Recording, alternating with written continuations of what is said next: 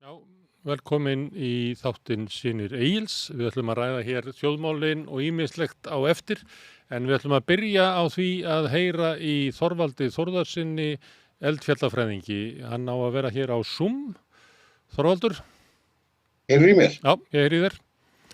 Heyrðu, þetta eru svakalegir viðburðir sem við erum að horfa á. Já, þetta bara versta sviðsmynd sem maður gat hugsað sér og í miður að þá var með gossprungu sem hefur lengst aðeins, það sennilega, ég veit ekki, giska á 150-200 metra löng, sem bara við bæjardyrnar, eins og sagt bara 50 metrur norðan við bæinn. Já. Og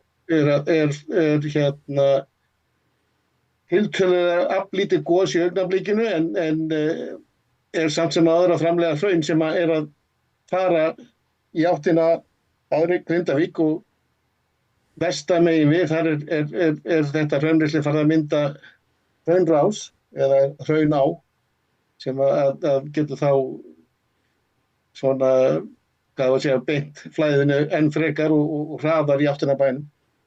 Já. Og það er ómögulegt að segja til það hvort að þessi sprunga muni lifa lengi eða ekki. Við höfum séð sprungur sem að myndast með miklum hávaða og látum og deyja fljótt út og svo þessi aðrar sem að mjatla langa tíma. Það er ofsnemmt að spá fyrir þetta, hvort að það verði þessi sprunga sem að muni halda áfram eða hin lognist út af þessi halda áfram eða hvað? Já, það er nú ofsnemmt en þessi sprunga, hún stendur lægra í landinu. Og ef við tökum Geldingadalagosið sem dæmi, að þá opnuðust nokkrar nýjar gossprungur sem sagt í apríl, 5. apríl til 13. apríl. Svo fyrsta opnaðist í hæsta punkti, en svo seinasta í lægsta punkti í landinu.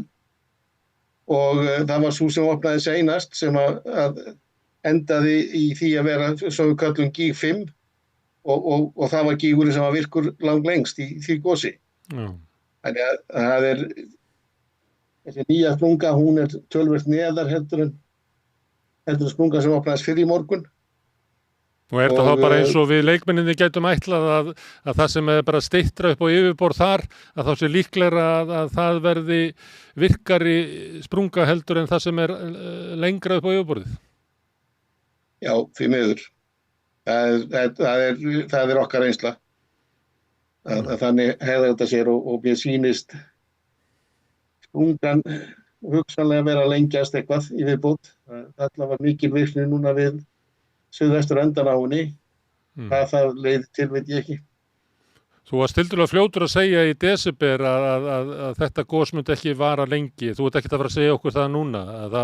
Við ættum að búa okkur við allavega viku þar sem verið að gjósa bara við bæjarmörkin í Grindavík. Allavega. Já, ég myndi halda það. Þetta mér finnst það langt líklegast að þetta gos verði aðeins lengra heldur en gosi sem við sáum á 10. desember.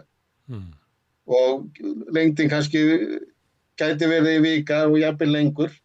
Af því að framleiðnin í byrjun þessu gosi var mun minni heldur en framleiðnin á því sem byrjaði 18. desember.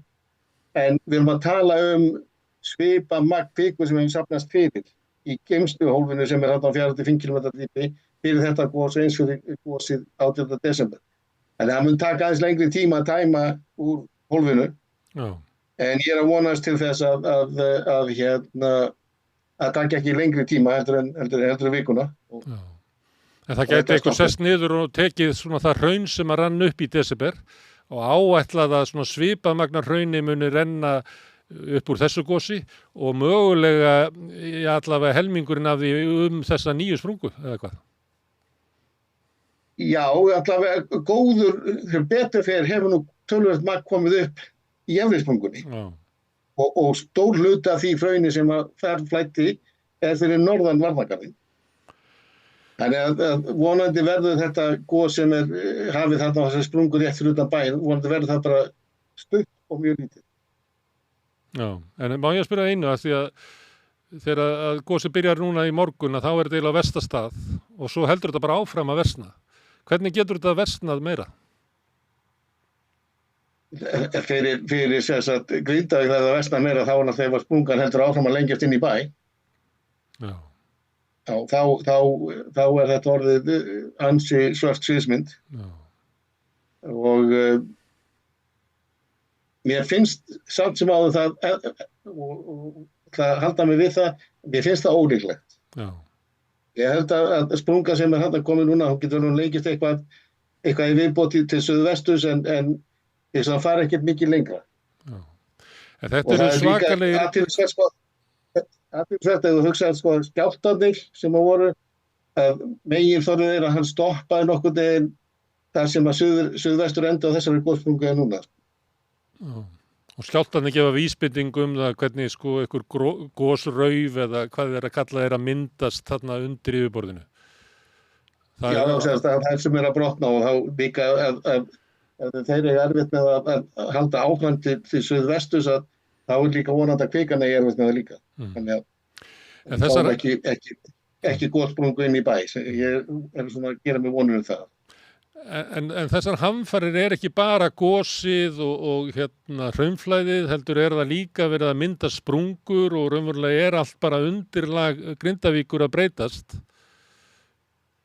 Já, þetta er gamall sigdal, þetta er gamall brotabelti eins og við getum sagt, og gamall sigdal sem að liggur hérna í gegnum Grindavík og margir bæjarbúar vissu á þessum gömlu sprungum sem að núna hafa verið virkjaðar aftur og aftur konar hreyfingu. Jafnframt hafa myndast marga nýja sprungur. Já. Og þetta er náttúrulega, ef að menn ætla að halda áfram með byggð á þessum staða, þá verðum við að kortleggja þessar sprungur mjög vel og vita nákvæmlega hvar þær eru og hvers konar hreyfingar eru þær og vita hvenær hreyfingarnar hafa stoppað. Og við verðum að fylgjast mjög vel þá með þessu öllu saman, við erum með gott eftirlit og eins líka ekkert að bíla okkur við því að afmarka kannski svæði sem við getum teljum vera mjög hættuleg, að þau verður það bara notuð fyrir tómstundareiði eða eitthvað annað, ekki fyrir íbúðarhúsnæði. Já. Eins og hefur verið gert á snjóflóða hættusvæðum, þar sem er leyfilegt að vera með sumarhús en ekki að búa þar. Já, og það er líka þekkt í það sem þú ert með stærri eldfjöll, þar sem að menn geta fengið aurflóð frá eldfjöllunum í tengslu við eldgos og þá hafa menn allavega nálægt farvegum, þá hefur það bara verið tómstundasvæði, ekki íbúðasvæði. Við þurfum að fara að hugsa þetta líka dálítið svona, ekki bara út frá Grindavík, heldur líka út frá Reykjanesskaganum í stærri heild. Þess að við getum fengið svona gos á öðrum stöðum á Reykjanesskaganum og ekki það að ég sé eitthvað að segja spá fyrir að við fáum einhverja svaka yfir okkur, en það er bara komið tíma á það að við förum að undirbúa okkur og vera kannski betur viðbúin að takast á við þessar hluti þegar þeir skella á. Já, ég ætla að fá hérna seinni þættinum orkumálastjóra, þar sem að við höfum einmitt verið að spá bæði heita vatnið og orkuna á Reykjanesi. En þeir eru að segja að við þurfum að endum með þetta, þá þarf náttúrulega, hvað við að segja, svona dýrið þarf að stoppa. Ég meina það þarf að vera ljóst að verði ekki fleiri eldgos við eða jáfnvel inn í Grindavík og svo líka að þessar breytingar á jörðinni séu búnar. Það er ástand sem við erum ekki að horfa fram á bara næstu mánuði. Það er ekki núllpunktur í þessu, þess að við getum sagt þetta er staðan í Grindavík, þetta heldur áfram að hreyfast. Já, og við vitum í raun og veru ekki hversu lengi þetta mun halda áfram, en allt sem allar upplýsingar sem við höfum verið bendur til þess að við séum alls ekki komin að lokum á þessum atburðum sem við erum búin að vera að horfa á undanförnum 4, kannski 5 árum og þetta mun halda áfram með einhver tíma í viðbót. Já. Og það er bara mjög mikilvægt átt að sjá því líka og við verðum að takast á við þetta með það kannar svona langtíma sjónarmið í huga og taka á þessu bara með skynsemi og kannski ekki flýta okkur of í hlutina og bara sem dæmi þegar að sprungurnar eru hættar að hreyfast í Grindavík og menn vilja fara kannski að koma sér fyrir eftir, þá verðum við líka að vita hvað allar þessar sprungur eru, við verðum að geta fylgt í þær og við verðum að geta séð til þess að að þær sé til þess að fólk falli ekki í þessar sprungur. Við megum ekki missa fleira fólk í svona dæmi. Já, við erum að vita hvers eðli sprungunir eru og hvernig það er í laginu áður en að við förum að reyna að fylla upp í þar. Já, og hversu djúpar þær eru og líka vera viss það sé ekki hreyfingar það. Já. Þegar þú fyllir í sprungu að hreyfingum, þá fer fyllingin, hún fer þá bara niður. Já. Þorvaldur, þú ætlar að koma til mín hérna við Rauðaborðið á morgun og þá förum við yfir hérna Reykjanes elda hinna 9. En ég þakka fyrir að skjótast þetta inn í þáttinn Sinni Egils og gefa okkur þessa stöðu. Þetta er náttúrulega, það eru bara stórir viðburðir að gerast á meðan við erum að tala saman. Og ég sé að þú ert að gjóta augunum á myndir þar sem þú ert að horfa á þessa 9 sprungu lengjast. Já, menn bara að fylgjast með þessi bara í beinni, sko, og þetta er dálítið skelfilegt að horfa upp á þetta. Já, herðu. Kæra þakki Þorvaldur. Já, takk fyrir mig. Okay. Og við ætlum að halda hér áfram eftir örskama stund og ræða stórfréttir dagsins en líka kannski önnur mál. Hvernig getum við réttlætt að sívaxandi hópur eflingarfólks festist á leigumarkaði? Efling stéttarfélag. Segðu það á Samstöðinni. Samstöðin í eigu hlustenda, áhorfenda og lesenda.